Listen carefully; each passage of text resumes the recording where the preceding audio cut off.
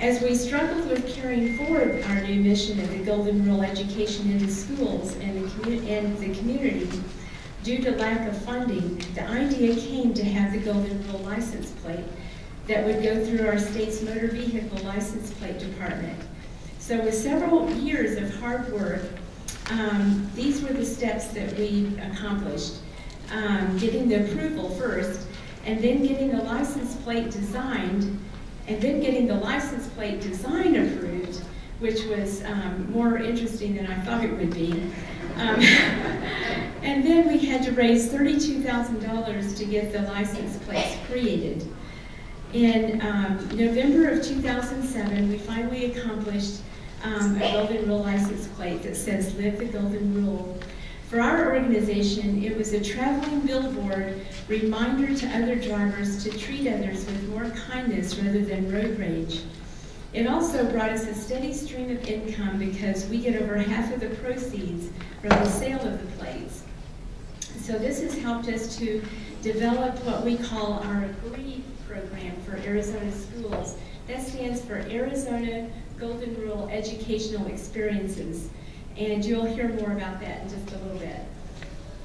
We also had Golden Rule ads both on TV and twice in some local movie theaters during holiday season with children of different faith traditions speaking what the Golden Rule was from their tradition. And we feel like over 100,000 people had to, okay. Is that better? Oh, good. That over 100,000 people were expected to view this, this message during the holiday season. And then we've also created interfaith community events that bring the Golden Rule awareness to the attendees at the event. Our handout, as I said, has more step-by-step details on how we accomplish the license plate, but that could vary from state to state. Still, we couldn't have done it without the underlying vision and deep desire to bring more awareness and use of the Golden Rule to our state. Our legislative bureau, like former Mark Anderson, was able to clarify issues, especially around church-state issues, and help rally support for the idea and how this will benefit everyone. A committed and dedicated group of us to support this legislative process every step of the way and work really hard, oh, I came back, at it over a several years period and to not give up. Further commitment and the help of friends to raise the $32,000 for the cost of creating the new license plates. Earlier, you heard how the board brought corporate sponsorships and donations to our organization, especially in support of the Rule Banquet. This, along with membership dues and donations, gave us our annual budget. As we grew, thanks to some of our board members who were able to get some really valuable in-kind donations, it's helped us immensely. One of them is we get free office space at Sunk Construction, and this started back in 2008, and they've been so gracious to us. We get our phone service, internet, even covered parking, which in Arizona is awesome. Then we've had a wonderful friendship with Bash's grocery stores around the state, and they have done a wonderful annual campaign to promote the Golden Rule license plate by putting this on their grocery bags for a month. And we've just been so grateful by this. It's really given us a great visibility around the state and a reminder. And even if people didn't buy the license plate, it was a reminder that, hey, there's a Golden Rule out there. Some other income that has furthered our branding and community awareness of Arizona Interfaith has produced more visibility than produced income. You'll see up here on the table that we have some calendars. They're the Holy Days calendars that give all of the holy days of all the faith traditions for the year. And then at the bottom of it has the Golden Rule from the different faith traditions. And we have these available. You can get it off of our website, and we'll send you one for this next year. And there's a sample of them up here if you'd like to look at it. And then we have interfaith necklaces that have the different holy symbols. We have logo pins that hopefully all of you got one. If you didn't get one when you came in, we'll be sure to get you one. And then we've had books that we wrote, and two of them were written about just a synopsis of the different faith traditions by someone who's a practitioner of that faith. And it gives a little insight as to what the core beliefs are of that faith, so you get it right from this good source. And then we've written another book called Interfaith Inspirations that is on a topic for the week. It would have a quote from Scripture, and then some comments, and then a prayer. So it was a daily calendar guide for inspiration from different faith traditions, and a wonderful way to just get a little insight into these different faith groups. So those are books that are also available for sale on our website. Next, I'd like to talk a little bit about the Golden Rule Banquet and how corporate sponsorships and program ads helped to bring in some revenue for us. Right now we have a corporate liaison. Her name is Denise Britton, and she knows many of the corporations in the Valley and has established a wonderful rapport with them, and has helped them to understand more about our mission, and has been able to get sponsorships and program ads for our event. Last April we had over 900 people in attendance, and it keeps growing.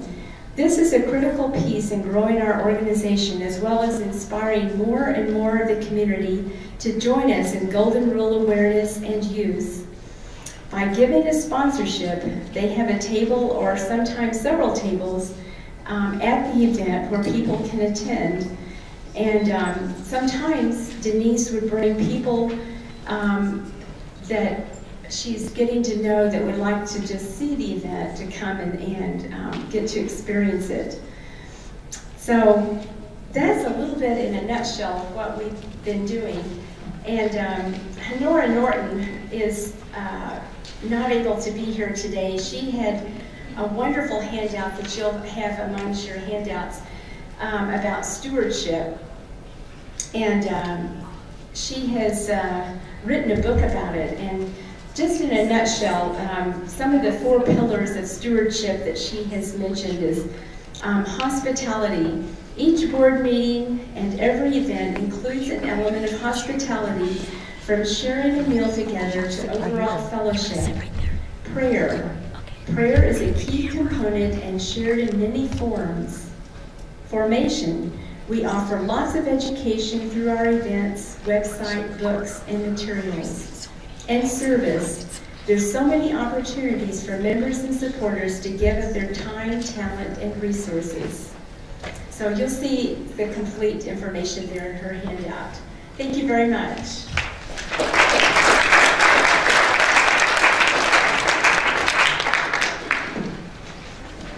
Well, I'm going to stand here because I got to move this thing along. We've been talking about various events that the Arizona Interfaith Movement is involved in surrounding the greater Phoenix area. And without question, probably our highest achievement in promoting our vision statement of interfaith cooperation and the principle of the Golden Rule is our annual Golden Rule Banquet. It's here that we attempt to promote people and organizations in our community and around the world who have demonstrated in their lives what it means to live out this grand ideal. Our first Golden Rule principle, or banquet, was held 10 years ago at the Phoenix Civic Center, where we gave away our first Golden Rule certificates from the state of Arizona. Now that we are the Golden Rule state, we have our certificates, and you can receive one if you are chosen to be one of our awardees. There were a lot of mistakes in those early days, some successes, but a universal feeling that we were on to something that could be used to promote our cause and passion. Since then, a lot has changed. We've learned from our mistakes, and we've improved our successes. As you can imagine, there's a lot that goes in to the staging of an event where 1,000 people fill a banquet hall. For instance, a lot of hours goes into the process, selecting potential awardees, vetting their story, discussing the name of their award.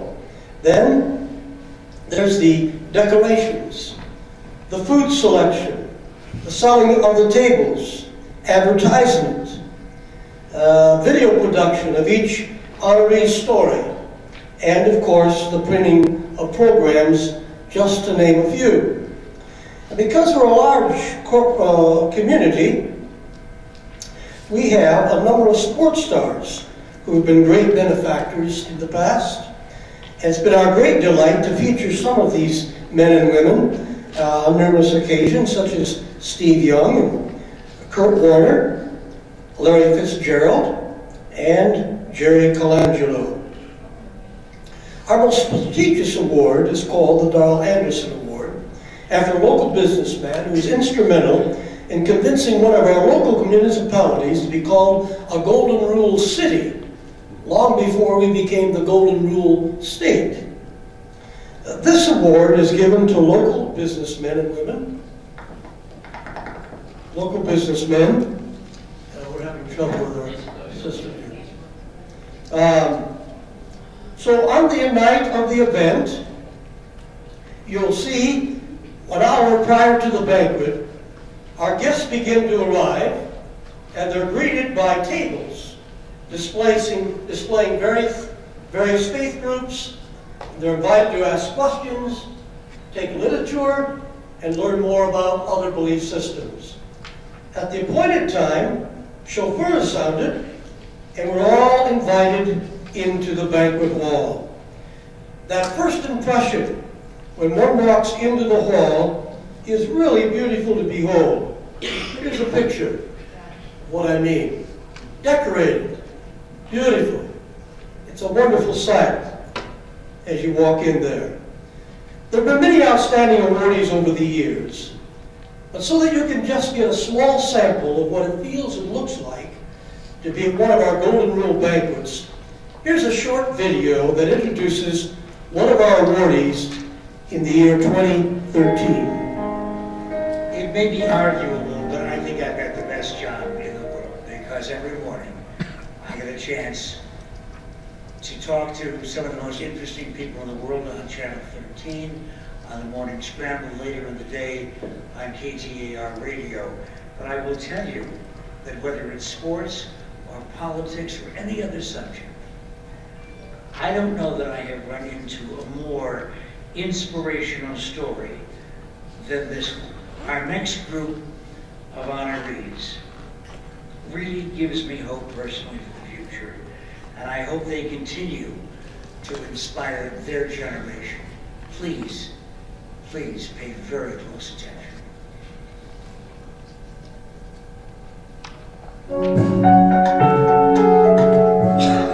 A picture might be worth 1,000 words, but a heart can be changed with one.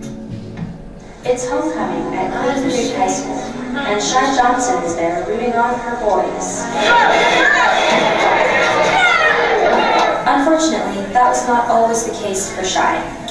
Like any other high school, Queen Creek was not exempt from having her share of bullies. Her mother explains. What kind of unkind or hurtful things were being said to Shy, or, what was going on? She said, she did tell us that the kids were calling her stupid and they call her retarded. After learning of Shy's plight, her father and mother responded in a unique way. Instead of going to the school administration, Shy's mother got in touch with the star quarterback of the football team, Carson Jones. Carson, in turn, got in touch with his friend Tucker Workman, the star running back for the Bulldogs, and the two of them took it from there. if I got a hold of Carson, I emailed him and just kind of told him what was going on, you know, and asked him, I did ask him if he could give me some names, you know, and if he could just kind of keep an eye on Shy. And, you know, the way he handled it was so much better than what we would have handled it. So what inspired you to help Shy? You know, kind of like the golden rule, you know, if that's how I would want someone to help me if I was in that position. And, you know, she looked really sad a couple of times. Well, that's what her mom said. And, you know, and we just decided to help her. We just thought she needed someone. Hi, Shy. Hello. So, how did you feel about high school a year before today? Kind of sad and scared. You were scared? What were you scared of?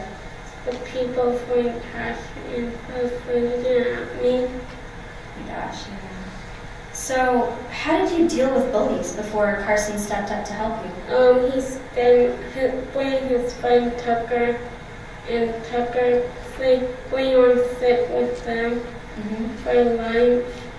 And how did that make you feel? Happy. Happy. They saw the bullying or the activities going on, and they did something simple, that they just stood up and they did something about it. They stopped the situation, they squashed it from happening, and then what they did, it didn't end there, is they fellowshipped her. They invited her to eat lunch with them every day. So she ate lunch with these young men during lunch hour. She became a part of their routine. And then after lunch was done, they walked Shy to her classes. And in between classes, you know, if they were there and available, they walked her from class to class. You know, so it was something that's very simple. It was these young men standing up and doing what was right that made it such a powerful experience. The first day she sat with them, she came out to the truck with this big old smile. And she starts telling me, guess who I sit with today? And I'm like, I have no clue. Who did you sit with? I sit with the football team. I got into coaching because I can't play anymore. But one thing that I really enjoy about coaching is the teaching aspect of it. I love teaching, you know, the X's and O's of the game. I love teaching, you know, maybe some values that are important, that help them, you know, become better football players, but also better members in the community and you know, on the school grounds. But at the end of the day, these young men were the teachers. None of it was ever planned. I mean, these boys did the right thing, you know. And as a dad, I couldn't have asked for anything better for my daughter. From the moment the football team began protecting Shy from bullying, they became her boys. Without confrontation or altercation, the bullying stopped. Shy no longer came home crying, fearing for personal safety. Now she looked forward to school, telling her mother, I won't get hurt again. The bullies are not mean to me because all my boys love me. No more fitting ending to this story could have occurred than when the Queen Creek High School football team went on to an undefeated season and a state championship. Shy was right there celebrating with them, with her sign and her big smile. And while the championship was a great victory for the Bulldogs, their most enduring victory never found its way onto the scoreboard, but it's now forever enshrined in the hearts of everyone who knows their story. The Arizona Interfaith Movement salutes the Queen Creek football team for living out the Golden Rule and displaying character in both sports and life. And here they are, the Queen Creek football team, representing the coach, Mrs. Joe Germain, and Shy.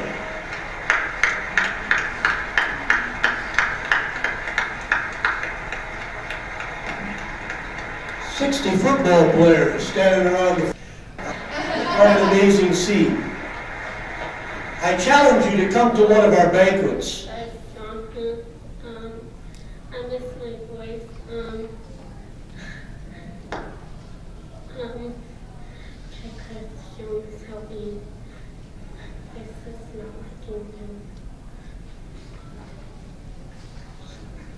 Thank you, my parents, and miss them. I love my parents, my mom and dad. Thanks, Mom and Dad.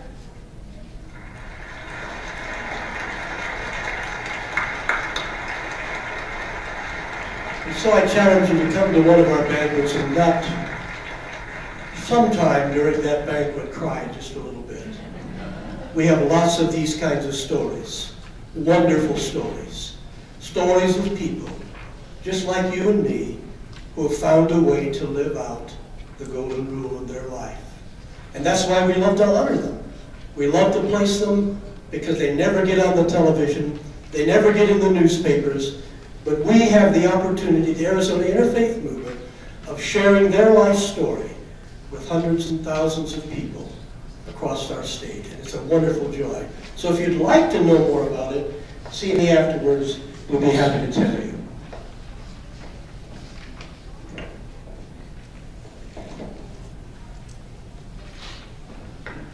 Hello, I'm Rita Kidden-Carr-Tulsa.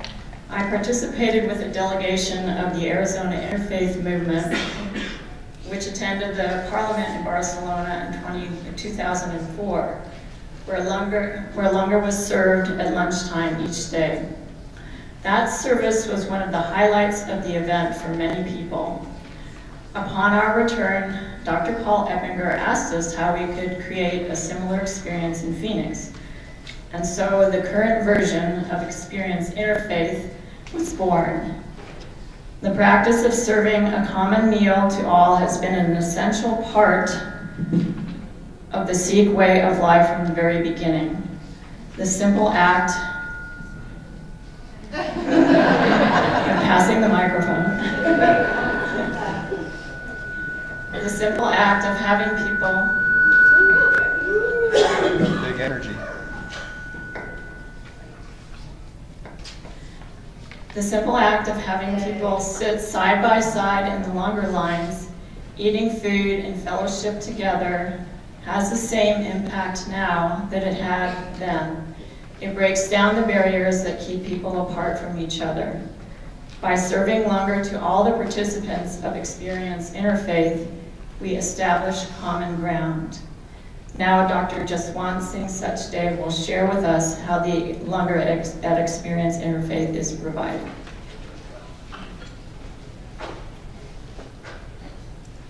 Thank you, Gurkil.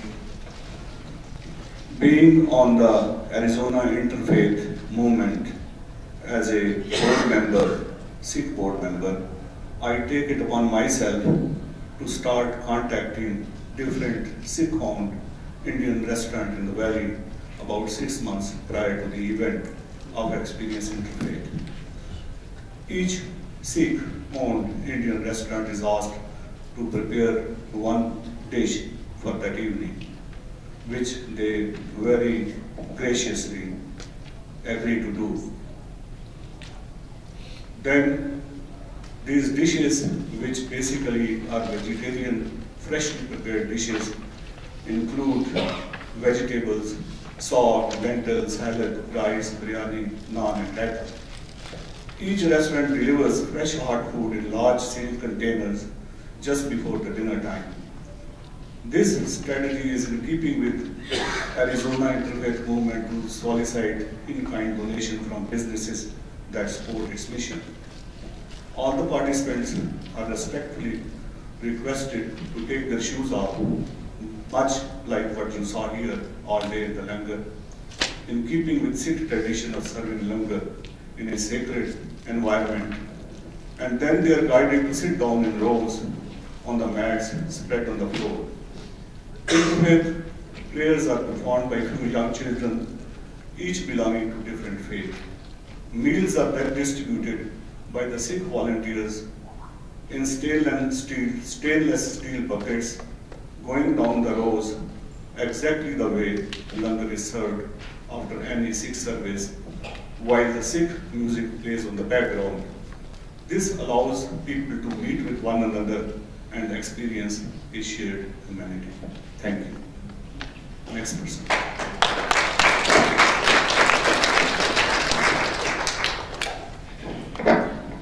Experience Interfaith is an amazingly inspiring event. People of diverse faiths gather together in a beautiful outdoor space, anticipating learning and personal growth with open hearts. The Arizona Interfaith Board members work together to help design questions for the small group dialogue. These questions help individuals feel comfortable sharing, learn about differences and similarities, and develop real-life strategies to build barriers. At the end, we go around, there's small groups of about 6 people that gather together with people that they didn't come with. And at the end, we hear shout-outs from the groups of what they want to do moving forward, applying what they've learned in their local neighborhoods and communities. Experience Interfaith is a transformational event where participants learn more about different faiths and themselves while making friends. Participants leave inspired and excited to share their experience with others. The story and energy around this annual event is powerful and can even transcend physical boundaries. We recently reached out to the Children's Museum of Phoenix, who typically rent their space and parking for additional revenue. However, based on the intent and story of Experience Interfaith, they have graciously offered free parking for our event. This year, Experience Interfaith is going to be on November 5th, and for the first time, we are going to do live streaming. So you can join us and you can feel this amazing energy from the event, and you can find it on our website. Thank you, Courtney. November the 5th, that's Bonfire Night for those in Britain. Anyway, I'm going to share about faith forums. We found a dynamic way to invite the community to engage with us is by offering free faith forums several times a year. And the purpose of the faith forums is to provide an educational environment enhancing our mission of building bridges of understanding, where people from many faiths may discuss timely topics and consider different perspectives. The forums are an excellent platform for building awareness about interfaith and provide the potential for membership growth, and with membership growth, of course, comes the potential for funding. Our faith forums are 90 minutes, and we choose topics that we hope will be engaging and sometimes controversial. Indeed, we found that the hotter the topic, the greater the attendance. Yes. For example, our last topic was entitled "The Death of Religion?" Question mark. Yes. And focused on the movement that is happening right now, where many people are moving away from organized religion and into more of a generalized spirituality, and particularly young people, those that have been called the knowns or the nuns. Other topics that we have had recently have included an eye for an eye, the death penalty, the nature of evil, excommunication, and is war ever holy? We invite 4 to 6 representatives from different faiths and sometimes organizations that are related to the topic to be panelists on the forum. Each panelist is invited to share on the assigned topic for 8 to 10 minutes. And a signed release from these panelists allows us to later upload the recording that we take to YouTube so they can be visible by everyone. After all panelists have shared, we take questions and comments from the audience. And as you know, it's so important to lay the groundwork of mutual respect and understanding and really love, so that the questions and the comments that come in really reflect that. And sometimes as the moderator, it's really, well, actually all times, it's very important to be gracious, because sometimes you get comments and questions that aren't so loving and understanding.